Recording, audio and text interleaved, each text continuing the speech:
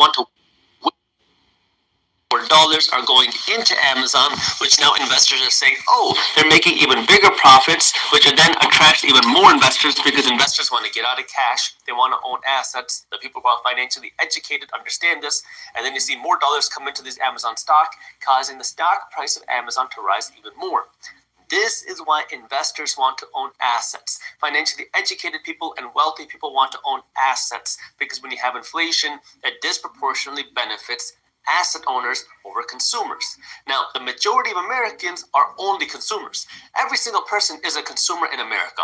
Every person, whether you're rich, poor, middle class, or a business, every single person is a consumer. But only a minority of those consumers are also investors. See, the majority of people only spend their money. When you only spend your money, you're only making other people rich. But when you own the assets, well, now you're making yourself rich. And this is where now you have to understand that if you want to become wealthy and you want to win in this economic system, you have to own a piece of the economic system. And the way that works is by investing your money. For the majority of people, the way that they think that you do that is by going out and buying your own home. That way you can build equity in your own home. That way you can own this asset.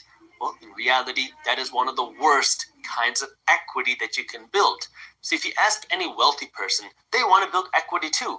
They want to build equity in companies. They want to build equity in businesses that they create. They want to build equity in real estate, not the home that they own, but rental properties. No wealthy person talks about how they got rich because they built equity in their house. They built equity in other assets that are paying them for owning it, versus everybody else is talking about how they built equity in their home. Now, don't get me wrong here. There's nothing wrong with owning a home. It's not a bad thing. But you have to understand that if you're spending all your money on your own home, your home is turning into a money pit that is sucking you financially dry. That way now you don't have any money to go out and invest in other assets, things like stocks, things like rental properties, things like building your own business that can actually produce you a much larger return and a much more significant return. Because when you invest in these assets, you're buying them for the purpose of making money. When you buy a home, you're buying it for the purpose of making memories. It's a completely different way of looking at it. And this is why now you have to be an investment owner. You have to be an asset owner. And this now requires you to understand the basics of financial education, because our economic system is designed to benefit the asset owner. We're going to continue to see inflation. This inflation is going to continue to benefit investment owners. Does this mean that the markets will only go up or the asset prices will only go up? No, we're going to see ups and downs. But over the long term, we're going to continue to see asset prices rise, and they will also continue to create a bigger divide between the haves and the have-nots. And this is where now you want to make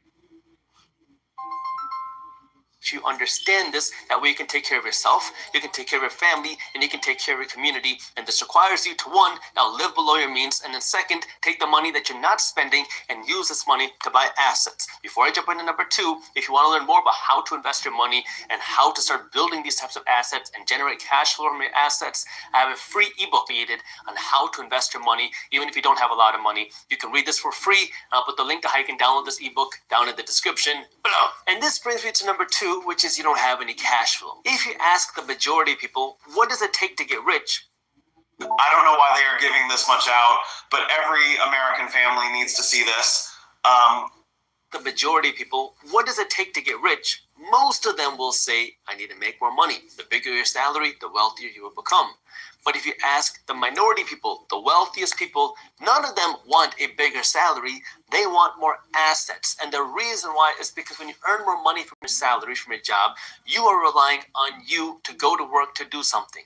There's a limit to how much you can earn from what you do, but there's no limit to what you can earn from what you own. And this is where now wealthy people look at this very differently. And if now you earned a big salary, you have a lot of expenses because you make a lot of money. So now you have a nice car, you have a nice home, you have nice vacations because you make this nice cushy salary, but then you break your leg and you can't go to work anymore. Or your company goes under, your CEO runs the company to the ground, or you get fired. Then what? When you are solely reliant on just one income to survive, you are one paycheck away from being broke. And this is why the majority of Americans, it doesn't matter if you're making six figures or under six figures, the majority of Americans are living paycheck to paycheck because they make money to spend it. And when you make money to spend it, well, now you're relying on only one income and you own no assets. And when you rely only on one income, well, you're only one paycheck away from losing everything. Now, here's the thing. Building real sustainable cash flow from your investments is not something that happens overnight. It's not something that happens in a year. It's not even something that happens in 10 years. This is a long-term strategy where if you keep doing this over the course of a decade or more, well, now you're going to be able to build cash flow that you can also rely on. How do you do this? Well, you can invest in stocks that pay dividends. You can invest in rental properties. You can work to build a business that's generating a healthy profit that's also funding you with cash flow. When you invest your money for cash flow, what you're doing is you're taking your money and you're buying assets. You're saying bye to your money and you're not going to see it for a long time, and then your money's going to go out to work and it's going to work to produce you some more money. Maybe it's cash flow from dividends from stocks. Maybe it's cash flow from real estate. So now you get this cash flow, and then what? You can either take this money and go out and spend it, or you can use this new cash that you just got and use this money to buy even more cash flow. And this is where you really have to accept that idea of delayed gratification. I call it the decade of sacrifice, where over a decade, you are going to have to live below your means. You're going to have to make financial sacrifices, and you're going to have to work to earn more money. And then this cash that you're not spending, you put this money to work. Now, one way to spend it is for cash flow investments. I love cash flow investments because cash flow funds the guac flow. When you have cash flow coming in, well, now you can spend your money and not have to stress because you'll have another cash flow check coming in 3 months or in 1 month or in 12 months. And so now I like cash flow for that reason. And this is where now, if you take your money and you go out and buy these cash flow producing assets, and then they start paying you, it might only be a couple bucks in the beginning. Well, now you're going to keep putting more money into these cash flowing assets every time you get paid. So every time you get paid, every week, every 2 weeks, every month, you're going to take some money and buy some more cash flow. Then every time you get this cash flow, you're not going to spend it. Remember, this is a decade of sacrifice. And most people are not willing to go through this because they hear a decade. I don't got time for that. I want to buy my new car today.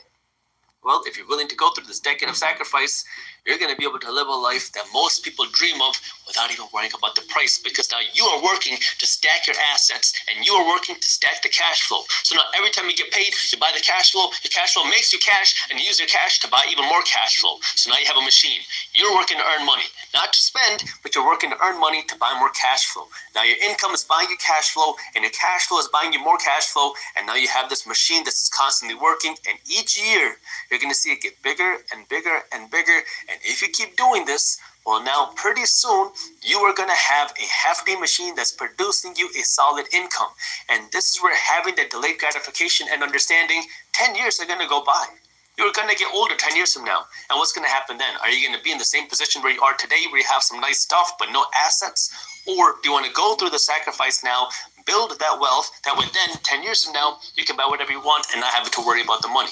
That decision is yours. And number 3, you have no freedom. Now, this one is interesting because if you want to have more freedom, you're going to have to sacrifice some freedom today. You have to live imbalanced today, that way you can have more balance in the future. See, most people have this assumption that if you want to get money, you have to go and do something from 9 o'clock to 5 or 6 o'clock. And then if you keep doing that, that's how you get paid and that's how you fund your life. But for some people, the people that understand money, they understand that that's not how it has to work. If you have enough money, if you own enough assets to pay you enough cash flow, you don't have to live that lifestyle.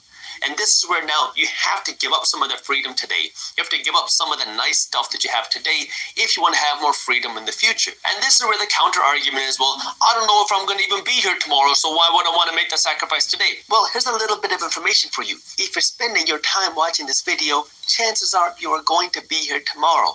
And so now, if you're going to be here tomorrow, you can choose, would you rather be broke tomorrow or make the sacrifice today? That way you can be wealthy in the near future. See, people don't want money to have a big bank account. People want money to have freedom. And this is where now understanding how much money do I need for freedom, where now my income is covering my expenses. What is that freedom number?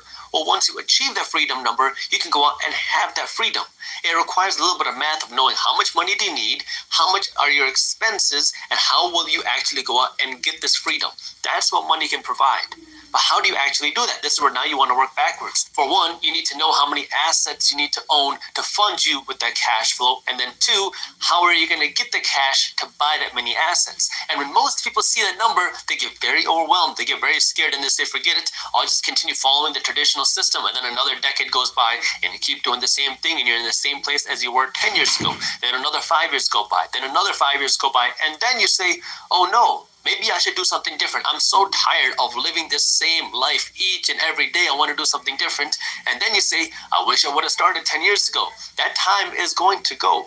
And this is right now, if you want to have the freedom, if you want to have the cash flow, if you want to own the assets, you got to start by looking at the way you spend your money. And you're going to have to make sacrifices. This sucks because people might see you go from a BMW to a Toyota. They're not going to understand what happened to you. But this is where understanding that you have to be willing to make these financial sacrifices. Then you got to put in the work to earn more money. Then you got to take this new money that you do have and not spend it. And then you're going to put this money to work. Then you're going to do that month after month after month, year after year after year. And then pretty soon you're going to have a whole new stream of income where all of a sudden now you're making way more money because you got the income from your job. You got the income from your assets. And now you can start living a much bigger and a much nicer life. And you don't even have to worry about the money because you got your assets funding your lifestyle. But this starts with now you changing the way you think and then changing what you do with money. Because if you believe that you can't do it, I can 100% guarantee that you can't do it. But it is possible. This is where now you have to believe that it's possible for you and stick with it. I know it's hard. It's a tough process, but it is possible. But it requires you to stop doing what everybody else does. Stop spending your money the way everybody else does. And then take the money that you're earning and use this to make yourself rich before you make everybody else around you rich. You cannot blow all of the money you earn. What do you do when you find out that your broke cousin Bunty just got a brand new pair of AirPods? You gotta get yourself the AirPods Pro. What about when cousin Bunty buys a Beamer? Then you gotta get a Benz. Or what about when your broke cousin Bunty starts buying extra guac at Chipotle? Well, now you gotta be the reason why Chipotle never has guac or fajita pepper.